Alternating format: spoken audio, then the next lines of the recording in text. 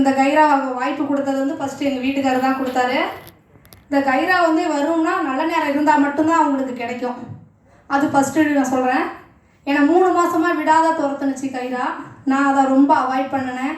ஏன்னா அந்த அளவுக்கு நான் வந்து ஆன்லைன் பிஸ்னஸில் இறங்கி நிறையா லாஸ் பண்ணியிருக்கோம். நிறையா பேர்த்துக்கிட்ட நிறையா வார்த்தைகள்லாம் நாங்கள் வாங்கியிருக்கோம், நான் எங்கள் வீட்டுக்காரம்.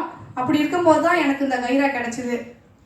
ஃபஸ்ட்டு ராஜேந்திரன் தான் எங்களுக்கு இதை அறிமுகப்படுத்தி வச்சார். ஏன்னா அவரை நம்ம மறக்க முடியாது. அவர் நான் இன்னைக்கு வரலை, அவருக்கு பெரிய கடவுளாக தான் எனக்கு தெரிகிறாரு. ஏன்னா இல்லைன்னா எனக்கு கைராவே தெரிஞ்சிருக்காது. அது ஃபஸ்ட்டு சொல்கிறேன்.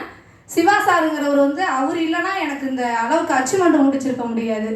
அதையும் நான் அவருக்கு நம்ம நன்றி கடன் பட்டிருக்கேன். எங்கள் வீட்டுக்காரர் எனக்கு வந்து ஃபுல் சப்போர்ட்டு. நான் பார்த்தீங்கன்னா இவ்வளோ ஆண்களில் நான் ஒரு பெண்மணி வந்து இங்கே இருக்கிறேன்னா, துணிச்சலாக இருக்கிறேன்னா அந்த கைரா மட்டும்தான். இல்லைன்னா இந்த இடமே எனக்கு கிடச்சிருக்காது. எனக்கு நினச்சேன் காலையில் இவ்வளோ ஜென்ஸ் இருக்காங்க, நம்ம மட்டும் 2 லேடிஸ் மட்டும் இருக்கிறோமேனு. அப்போ நான் ரொம்ப பெருமைப்படுறேன். இந்த கைரா இல்லைன்னா இந்த இடம் எனக்கு கிடச்சிருக்காது. எனக்கு அது வந்து ரொம்ப ரொம்ப சந்தோஷமாக இருக்குது. எங்கள் வீட்டுக்காருக்கு தான் நான் ரொம்ப ரொம்ப நன்றி கடன்பட்டிருக்கேன். ஏன்னு கேட்டிங்கன்னா, நீ மட்டும் வீட்டிலே சமைச்சிக்கிட்டு நீ இருன்னு சொல்லாத. நான் கூட சொல்லுவேன், மீட்டிங்க்கெலாம் நான் வரமாட்டேன் அப்படிலாம் சொல்லுவேன். நீ உன்னோட திறமையை வீட்லேயே வச்சுருந்தா யாருக்கு தெரிய போகுது, உனக்கு நிறையா பேச்சு திறமை இருக்குது. நான் சொல்லுவேன், வீட்டில் நிறையா பேசுவேன். இங்கே பேசுகிறல்ல, அங்கேயும் வந்து ஒரு பேச்சு உன்னோட திறமையை காட்டு அப்படிம்பாரு.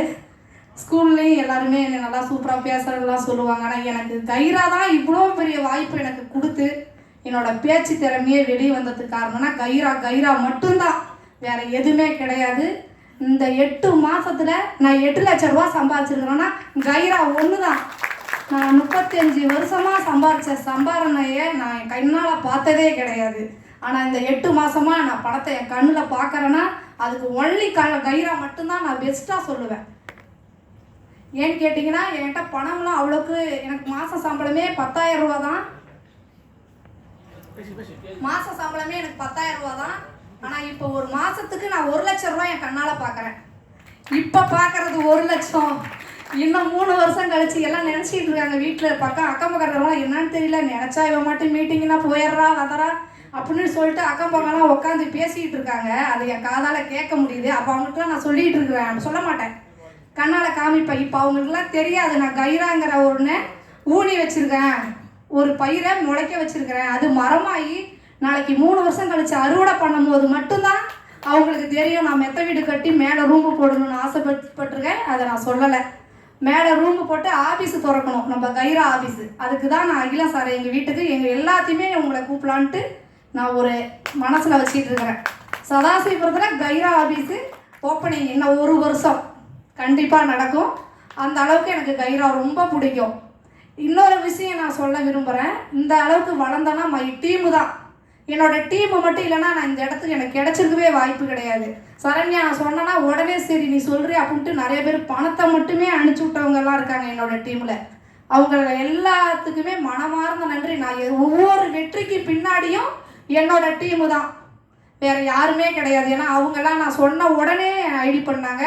இந்த 8 மாதத்தில் நான் இந்த அளவுக்கு வளர்ந்துருக்கேன் காரணம்னா கைரா தான். இன்னும் நான் வந்து அடுத்த 19ஆம் தேதியில் கோல்டு முடிச்சிருவேன். ஃபஸ்ட்டு பெண்மணி கோல்டு.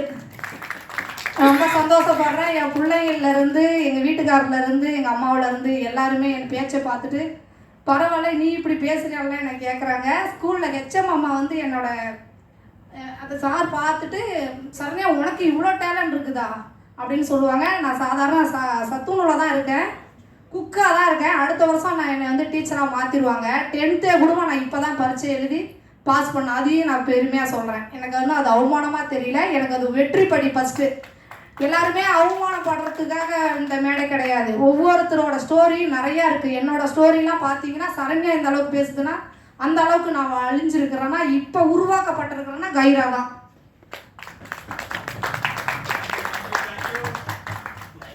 சந்தனா சாருக்கு ரொம்ப ரொம்ப ரொம்ப அவருக்கு நான் நன்றி கடன் பட்டிருக்கேன். என்னோட திறமை வந்ததுக்கு காரணமும் சந்தனா சார் தான். அதையும் நான் ரொம்ப பெருமையாக சொல்கிறேன். சார் எனக்கு டைம் முடிஞ்சிருச்சுங்களா? Thank you sir. அகிலா சாருக்கு ரொம்ப ரொம்ப தேங்க்யூ சார். எல்லா பெண்மணியும் என்ன மாதிரி உருவாக்கணும்.